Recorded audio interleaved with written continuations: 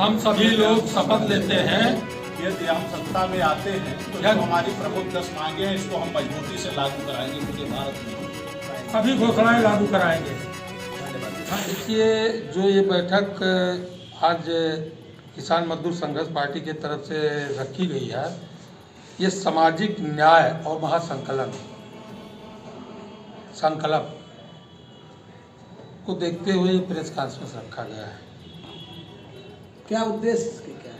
इसके उद्देश्य है भाई, चाहे किसान हो चाहे मजदूर हो, मतलब किसी भी वर्ग का जात के लोग हों, उनको सामाजिक न्याय नहीं मिल रहा है।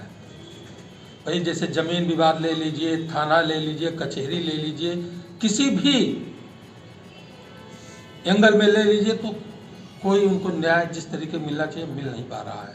हमने उसी को देखते हुए सामाजिक संकलन जो है आज प्रेस कॉन्फ्रेंस किया है। सर अभी तक क्या या अभी तक क्या आपने?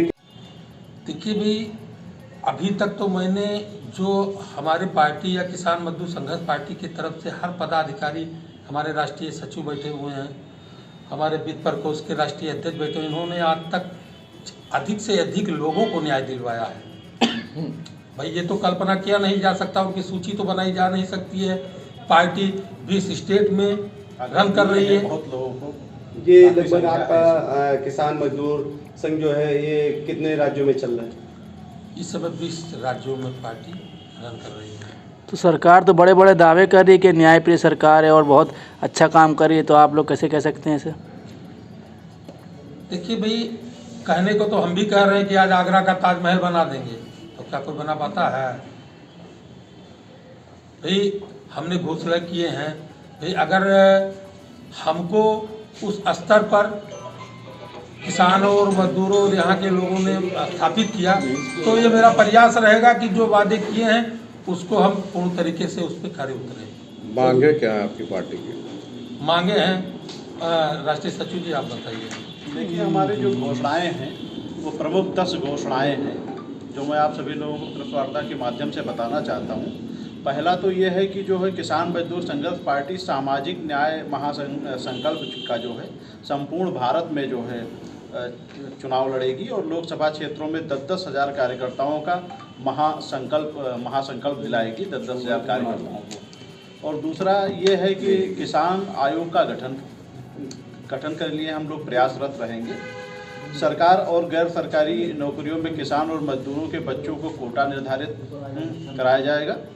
चौथा ये है कि किसानों का संपूर्ण कर्ज माफ़ किया जाएगा। किसान और मजदूर को रोडवेज, बस, ट्रेन में कम से कम 50% की छूट दिलाई जाएगी। और अगर वो एयरप्लेन से जाता है तो उसमें भी हम लोगों का प्रयास रहेगा कि उनका कोटा हो, किसानों का, मजदूरों का कोटा हो, क्योंकि ये देश जो है किसानों का है, मजदूरों का है, किसी पूंजीपतियों का नहीं। इस देश का जो है निर्माण किसानों और मजदूरों से हुआ है। और ये है छठा हमारा है सरकारी अस्पतालों के साथ प्राइवेट अस्पतालों में इलाज जो है किसानों और मजदूरों को एकदम मुफ्त मिले, चाहे वो सरकारी हॉस्पिटल हो चाहे प्राइवेट हॉस्पिटल हो, जहाँ भी वो जाता है। सातवां है कि किसान और मजदूर का एक दुर्घटना होता है तो ये बीमा जो है 20 लाख रुपए की होगी। और किसानों और मजदूरों के बच्चों की जो है पढ़ाई मतलब शिक्षा एकदम पूर्णतया निःशुल्क होगा, चाहे वो किसी भी मतलब बड़ी से बड़ी उसमें शिक्षा अगर वो ग्रहण करना चाहते हैं वो सब निःशुल्क रहेगा। तथा गन्ना किसानों का जो है मूल्य हम लोग प्रयास करेंगे कि 500 रुपये प्रति क्विंटल हो, कृषि यंत्रों पर 50% की उनको छूट मिले। और नौवां है सभी तरह की जो सब्जी है, फल हैं, दूध हैं, ये एकदम पूर्णतया कर मुक्त हो, एकदम किसानों और मजदूरों और सभी वर्गों के लिए ये एकदम नितांत आवश्यक है इसका होना। और 10वां जो है हम लोगों का किसान मजदूर को जो 50% छूट पर जो घरेलू सिलेंडर उपलब्ध हैं वो 50% छूट पर कम से कम किसानों को, मजदूरों को तो निश्चित मिले। इस पर हम लोग जो है प्रत्येक जगह कार्यक्रम हम लोग धीरे धीरे शुरू कर रहे हैं और हर जगह हम लोग प्रयास करेंगे। जो 20 राज्यों में जो हमारी पार्टी संचालित है किसान मजदूर संघर्ष पार्टी, उसमें सभी राज्यों में ये सब हम करने का प्रयास करेंगे। और यदि मान लीजिए कि हम सभी जगह अपने प्रत्याशियों को चुनाव में उतारेंगे और यदि सफलता हम लोगों को मिली, पब्लिक ने हमको सपोर्ट किया, तो निश्चित रूप से इन सभी मांगों को हम लोग बहुत ही मजबूती के साथ लागू कराएंगे।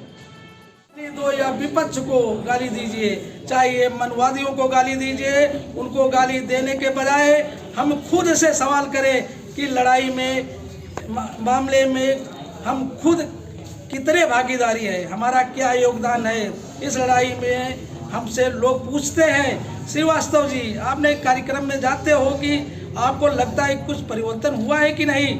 मैंने कहा मुझे कोई फर्क नहीं पड़ता है, क्योंकि हमारे पास पॉजिटिव एक नकारात्मक रहने के अलावा दूसरा विकल्प नहीं है। दूसरी बात है कि मुझे इस बात का गर्व घमंड रहता है कि हमारे तमाम सारे फेवरेट मुद्दों में अपनी अपनी जिंदा हूँ, इसी सोच के ताकत लगाकर काम करता हूँ, भागता रहता हूँ बिन सोचे समझे। इस हाल में बैठे लोगों को मेरी बात समझ में आई, अगर न आई तो मनवादियों को जिद है नफरत फैलाने की, तो सामाजिक न्याय ने मान लिया है कि एकता बनाने की। जय हिंद, जय भारत, जय समाजवाद, जय संविधान, जय विज्ञान।